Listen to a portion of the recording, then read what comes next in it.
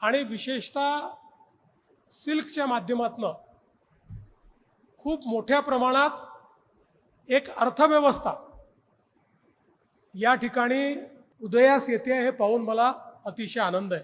आपल्याला कल्पना आहे की गेले अनेक वर्ष आपण कॅश क्रॉप म्हणून कापूस आणि सोयाबीन या दोन पिकांवर अडकलो आहोत।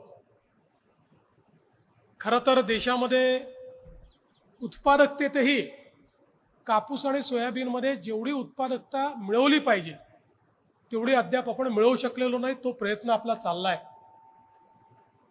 पण जोपर्यंत आमच्या शेतकऱ्यांना पर्यायी पीक पद्धती आपण देत नाही, पर्यायी कॅश क्रॉप आपण देत नाही, तोपर्यंत आपण कापूस आणि सोयाबीनच्या भोवतीची अर्थव्यवस्था ही फार काही बदलू शकत नाही। आणि मला असं वाटतं की तुतीचा पर्याय, सिल्कचा पर्याय हा अतिशय उत्तम पर्याय आहे की ज्या माध्यमातून अगदी अल्पभूधारक शेतकरी देखील,